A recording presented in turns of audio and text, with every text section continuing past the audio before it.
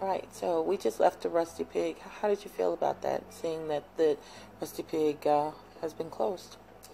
Well, it makes me sad. I remember when they came. I had my last restaurant, and I had eaten there at their first location in Glenville, and I thought it was really good. And it makes me sad though, because I know as a small business owner, particularly a restaurant, all the work that goes into it, all of the the emotion, the money, the time, and the great hopes that you have for your restaurant, for your brand when you start. And what it is to lose it. Being I lost my restaurant after 3 years from 2012 to 2015. So I know the devastation that you feel from losing your business. And so I sympathize with the owners of Rusty Pig and any restaurants or business for that matter that does have to close their doors down. It's really sad, really hard to deal with. So it does make me sad for them. So are you afraid that this may happen to Chris Curbside Grill? Right. It's definitely in my mind. I do worry about that, and because I know it can happen. I didn't think the last time I was open that it would happen, and it did. So I know it's definitely a possibility. But I'm going to do everything I can, of course, going forward, as I always have, to try to maintain and keep the lights on, and as I like to say, keep on keeping on. It's all we can do, and just put everything we have into it, give it our best, and hope that we can make it through. So, what do you think are some of the causes of some of the businesses that are closing? There have been a few. Right. I think there's so many different variables, things that I can give you my experiences, what I'm seeing in my own business. And my previous business is mismanagement, of the business. Could be that, it could be a combination of that, theft within the organization. It could be maybe poor customer service with some businesses.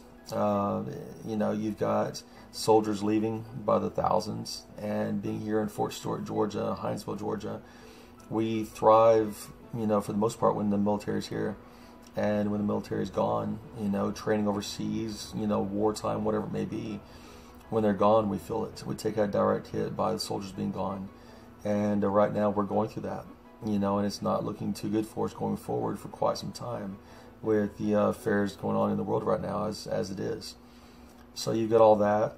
And then for us small guys, the small small businesses, every time a new business opens up, and particularly in my field being restaurants, when new restaurants open up, we feel it. Everyone wants to go where the new place is. Let's check them out, and it hits you. You really do feel that. And so there's just a lot of different variables that will cause a lot of businesses to go out.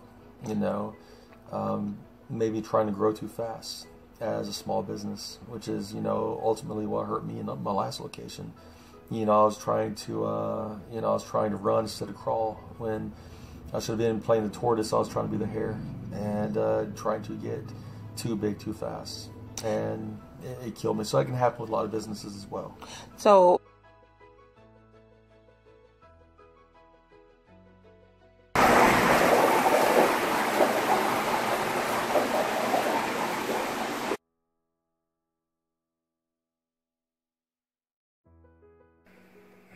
So how much is it going to cost for what I've already had done once by someone that obviously didn't do it right?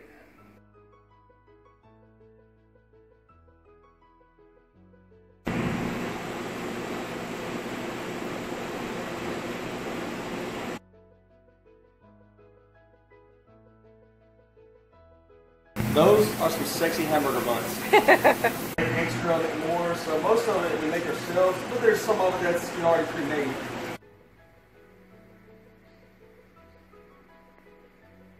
is there a positive end to all of this for you?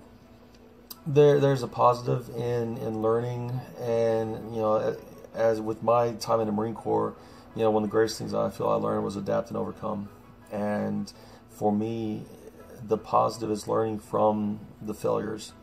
mine, and I shouldn't call it failures. I shouldn't put it that way.